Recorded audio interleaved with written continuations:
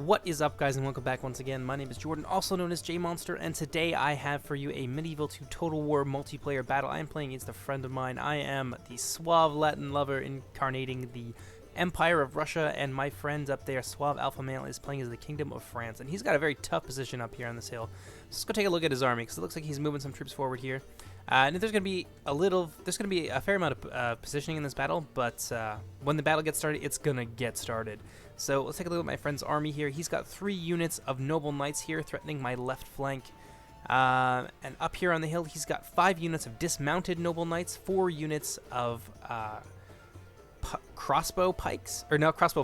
militia pikes, and he's got 4 units of aventurier crossbows, 3 units of basilisk artillery that are up here in a very deadly position up on the hill, well positioned to fire down into my advancing troop body.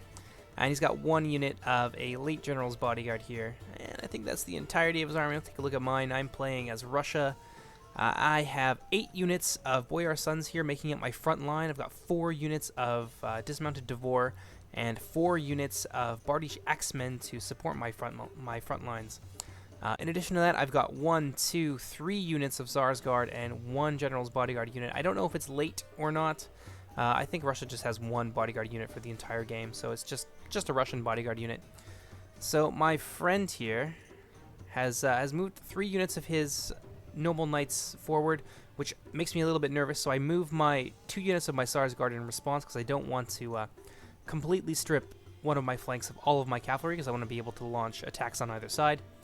But I have them here in fairly close proximity to my army so they can be supported either with my Bardiche Axeman reserves or with some fire from my dismounted Devor.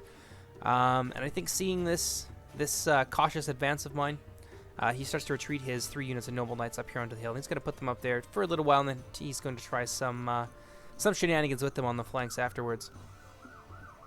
Oh, I don't know if you guys can hear those sirens, but it sounds like somebody's having a bad day today. Yeah, so we're just gonna fast forward a little bit, just get our troops up to the hill because it's just a slow march up to this very strong French position up here.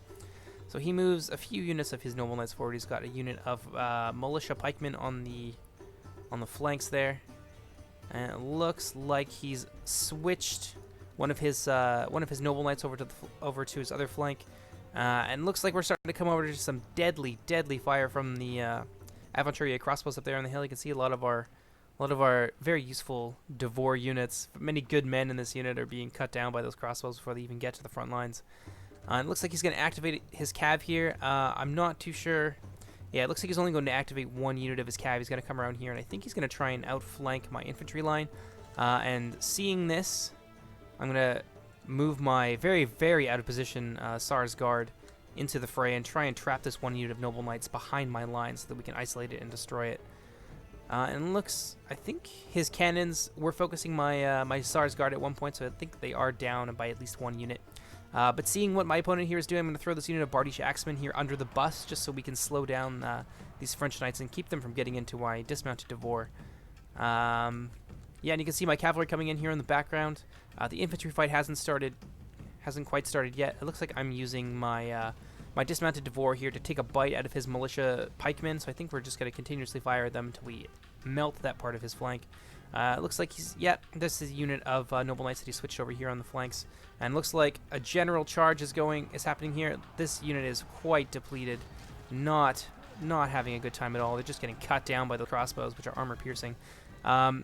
Looks like we managed to trap that unit of noble knights here. I pulled back one of my Boyar Sons, which unfortunately left a gap in my line. So in order to plug this, I'm going to send my Bardiche Axemen here on a general charge up the hill into the flanks of these advancing noble knights, which he's trying to use to outflank this very isolated unit of Boyar Sons here, who are down to 30 men. It looks like he's still got another cav unit left here, so I'm going to try something decisive with my cav. I've got 2 units of Tsar's Guard moving around the hill there, and I've got my General's Bodyguard here, which is a big risk on my part, moving up here with a unit of Tsar's Guard in support.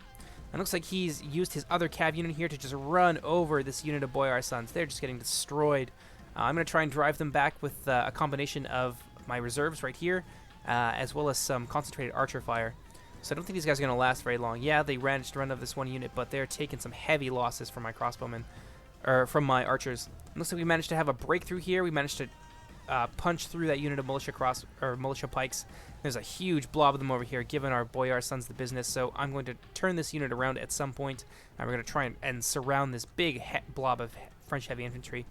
And he's just putting the pressure on here. He's got his noble knights here on the flanks, going after my my undefended Bardish axemen and Boyar sons. But we are taking a bite out of one of his other units of noble knights. Looks like we managed to cut that one unit right there in half. We managed to disrupt their charge and cut down half the unit, which is good because I don't believe that Sarsgaard can actually stand up to noble knights in a straight fight. So we've got our bowmen here, not in the best position, but it looks like I have them firing at some of the routing so they don't come back. I'm probably going to start taking a bite out of that Basilisk artillery. So we've got, yeah, we're moving in all of our infantry reserves here to outflank these French crossbowmen who are now surrounded and not in a good position. We actually have our general in there, which is not good. I didn't notice that. I think his unit kind of clipped into them. Yeah, it looks like that's the case. So he's in a bad position. And these noble knights are they're cutting down our Bardish axemen. It says that defeat is certain, but they're going to take a heavy, heavy toll on our infantry line. The only reason that we're managing to drive them back at all is that we've got our bowmen concentrated on that big blob of French troops. It looks like this unit of noble knights here is going to suffer a horrendous defeat. We've managed to get some of our remaining Bardish axemen here. That's the unit that got run over earlier. They're out for revenge. It looks like we've had a pretty heavy cav fight here. I think a lot of those crossbows managed to gun down what was left of that unit, so we're going to throw them in here against his Aventurier and try and silence them. And then we're going to bring this unit of Sarsgaard here, the depleted unit, into the backs of these Aventurier, charging downhill. And just look at the casualties mount. That's not going to go well for them. He's got a unit of pikes up here defending his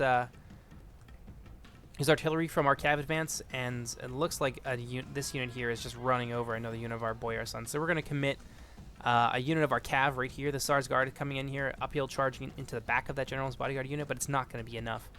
It looks like the infantry fight here is going really well. Things are starting to turn in a very bad way for these French knights. You can see some of them are starting to rout right now, which is very hard to do. I believe nobles have very, very high morale, so it's not easy to break them. Yeah, we're moving another unit of Boyar sons up here to try and take out this general's bodyguard unit here, but it's not going to work. They are going to manage to slip away and see what happens. It looks like our Bardish axemen here are just running right in after those routers, and some of them are just getting cut down. I believe the two-handed bug is still in effect in this. Oh, that poor axeman, just destroyed. Very unlucky too. He just got killed just in time to see these French units rout. And that's the end of the infantry fight. And it looks like our horses here are engaged against his Aventurier. I'm trying to keep them away from those pikes and keep them occupied with our Boyar sons. But yes, as you can see here, his French general has managed to slip away, and he's going to charge downhill into the back of this Sarsgaard unit, try and inflict as many casualties on us as he possibly can. But it's too little too late, unfortunately. Oh no, our general just went down. His bodyguard, I believe he was cut down against the militia pikes. And at the same time, it evens out because the French general just went down in combat against our Sarsgaard, which is surprising because they're definitely at a disadvantage. I think this whole unit's going to end up being wiped out. It looks like we threw some Bardish axemen in there, but they're going to start routing as well. It looks like some of his Aventurier managed to sneak into the flank here against these guys, but there's a general rout here starting with the artillery crews. I don't know if you can see them, but yeah, there they are. It's gonna compound into just one big massive rout. So this flank is completely gone.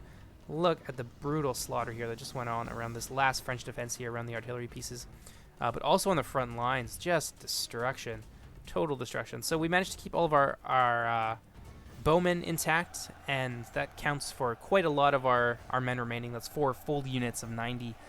I deployed 1,651, and I lost 756 of my men, and my friend Suave Alpha Male deployed 1,559 and lost 1,319 of his men. Let's take a quick look here. Our troops did pretty well. Looks like one unit of Boyar Sons only managed to kill 20 people, which is a little sad. But more than made up for it. This unit right here, 197. I think most of those are probably militia pikes, though. As for what you guys are going to be seeing next, you're going to have another multiplayer battle. It's going to be a siege. It's going to be a 2 versus 1 siege. And it's bloody and brutal and nail-bitingly close. It's very close. And after that, you're going to see some King Arthur. And I definitely want to do some Warhammer videos. You're going to be seeing some Call of Warhammer coming out here. I can't decide if I want to do Rage of the Dark Gods or if I want to do Beginning of the End Times. It'll probably be Beginning of the End Times because that's just appropriate. and there's a lot of really cool stuff that was added into them all that's not in Rage of the Dark Gods. So in addition to that, I would like to do some Warhammer lore videos, because I don't know if we'll have time to do a Warhammer historical battle before Total War Warhammer comes out, after which we're just going to do historical battles on the Warhammer engine, because that just makes sense. But if you guys would like to see some lore stuff for your favorite factions or your favorite characters, I am more than willing to do that. So leave a comment and a like telling me what you guys want me to do, and yeah, we'll make it happen for you. So I hope you guys enjoyed, and I'll see you later. Take care, everybody. Bye-bye.